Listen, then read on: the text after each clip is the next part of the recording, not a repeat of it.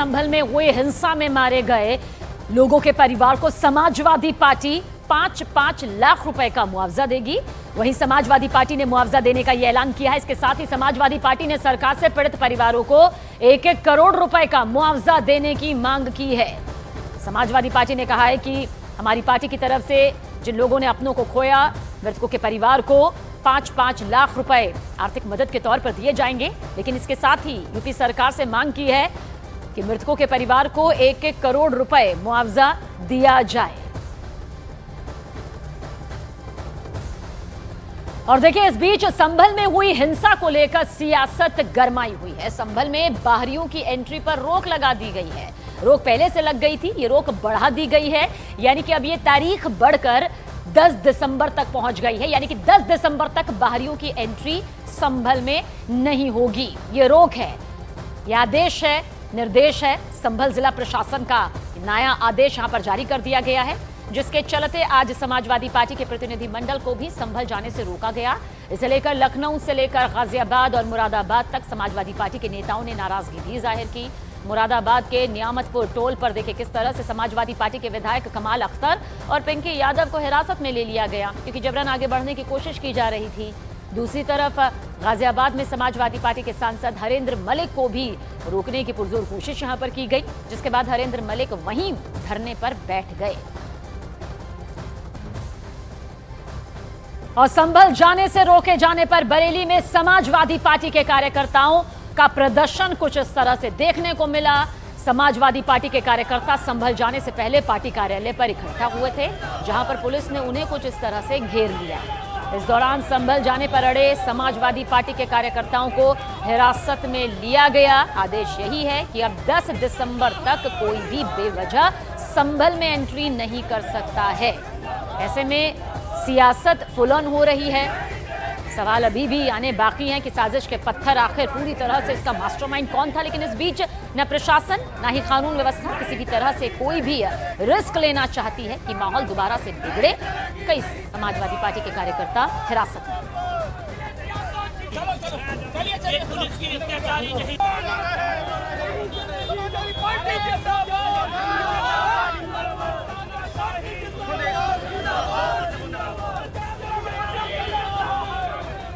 और समाजवादी पार्टी के प्रतिनिधि मंडल को संभल जाने से रोके जाने पर विधानसभा में नेता प्रतिपक्ष माता प्रसाद पांडे ने कड़ी आपत्ति जाहिर की है। माता प्रसाद पांडे ने कहा कि समाजवादी पार्टी का डेलीगेशन जरूर संभल जाएगा। दूसरी तरफ यूपी के डिप्टी सीएम ब्रजेश पाठक ने कहा कि प्रदेश की कानून व्यवस्था से खिलवाड़ का अधिकार किसी को नहीं है।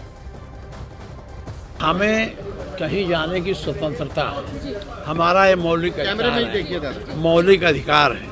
लेकिन दुर्भाग्य है सरकार संविधान पर विश्वास नहीं करती, इस नाते सारे मौलिक अधिकारों को भी उसको भी पालन करने नहीं देना चाहती।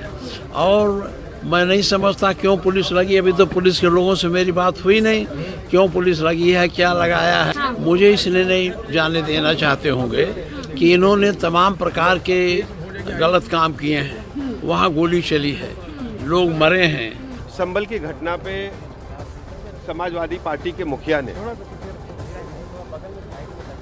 अरे मेरे भाई कहाँ लगाएगा जो ट्वीट करके कहा है, हम उसकी निंदा करते हैं। समाजवादी पार्टी के जो चाल चरित्र और चेहरा है वो उजागर हो गया है। संभल की घटना की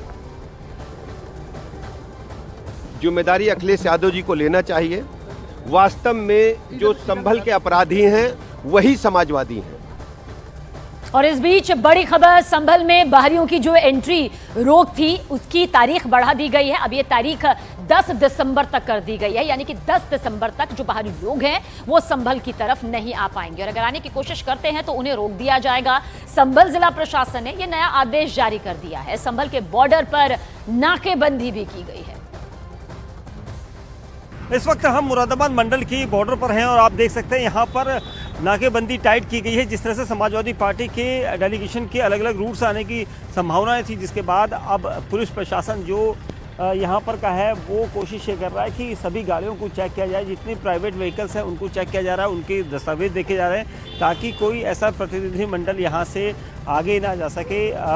ख़ास तौर से संभल की तरफ जाने की जो यहाँ पर खबर मिली थी उसके बाद सभी बॉर्डर को एक प्रकार से कहा जाए तो नाकेबंदी तेज कर दी गई है। जितनी भी गाड़ियाँ आ रही हैं उनको रोका जा रहा है और रोक करके उन्हें देखा जा रहा है कि ये गाड़ियाँ किसकी हैं और किस तरीके से इसमें कौन लोग बैठे हुए हैं। और इसी वजह से ये इन्वेस्टिगेशन का एक पार्ट भी कही जा रही थी पहले दिन, क्योंकि बॉर्डर से कुछ लोग ऐसे अगर आ जाते हैं तो उसके बाद वो अंदर तक जाते हैं। तो यहाँ पर ख़ास तौर से आज पुलिस की कोशिश यही है कि जो प्रतिनिधिमंडल के संभल में आने की सूचनाएं मिल रही थी, राजनीतिक नेता इधर आने की कोशिश कर रहे थे, उनकी पड़ताल के लिए ये सारी तैयारियां यहाँ पर मंडल की तरफ से की गई है। और आप देख सकते हैं संभल को जाने वाले रूट को यहाँ पर पुलिस के द्वारा रोका जा रहा है। कोशिश पुलिस की ये है कि जो बेनाठेर इलाका है वहाँ की पुलिस, इसे आप देख सकते हैं महिला पुलिस यहाँ पर है और ये सब यहाँ पर इसलिए खड़े हैं ताकि कोई भी अगर आता है तो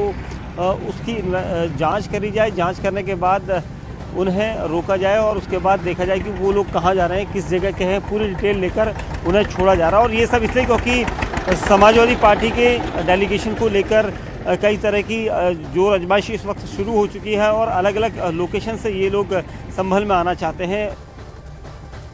तो संभल में हुई हिंसा पर राजनीति फुल ऑन है, जारी है, लेकिन इस सबके पहले हम आपको हिंसा से पहले का ठीक एक एक्सक्लूसिव वीडियो दिखा रहे हैं जो इस वक्त आपके सामने है।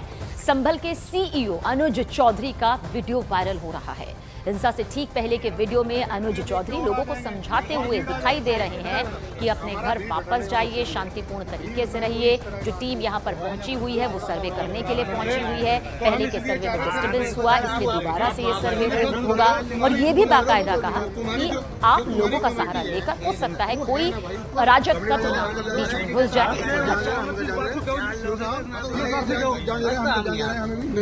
जो जाने का दे रहे हैं चार लोग उनके हैं जो दूसरा पक्ष है और 4 आप। तो इसीलिए 4 लोगों का जो कमेटी उतार दिया, इन लोगों ने सेलेक्ट किया है हम 4 लोग कौन रखेंगे, तो इसलिए ताकि पिछली बार जैसे भीड़ हुई।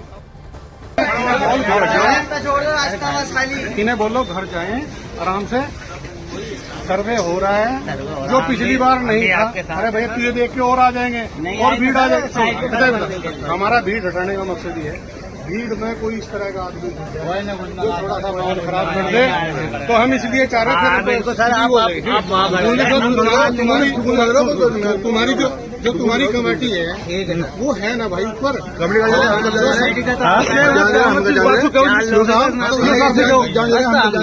नहीं जो जाने का दे रहे हैं 4 लोग उनके हैं जो दूसरा पक्ष है और 4 आप। तो इसीलिए 4 लोगों का जो कमेटी उतार दिया, इन लोगों ने सेलेक्ट किया है हम 4 लोग कौन रखेंगे, तो इसलिए ताकि पिछली बार जैसे भीड़ हुई। आपने तो क्यों टीम को बोल रहा था अगर हमें सर्वे नहीं करने दिया गया, अच्छे से नहीं करने दिया गया, इस कारण से ये हुआ। अब ऊपर तो नहीं जा रहा सर, अब हम नीचे भैया एक काम करो, कोई बात नहीं, थोड़ा आगे तक खड़े हो जाओ, हम मना नहीं करते, ठीक है, थोड़ा आगे तक खड़े हो जाओ, कोई दिक्कत नहीं, जाओ। आदमी अंदर है, अपने आदमी अंदर है। हमारा सिर्फ मकसद ये है कोई शांति अभी मैं एक बार फिर बता रहा हूँ 29 तारीख को कोर्ट में तारीख है, उससे पहले यहाँ सर्वे हमें कराना है। कोर्ट का आदेश है, वो सर्वे हम करा रहे हैं। जो पिछली उस दिन नहीं हुआ था, जो रात में जो हुआ था, उन्होंने कहा कि हमें डिस्टर्बेंस हुई, हमारा सर्वे ढंग से नहीं हो पाया।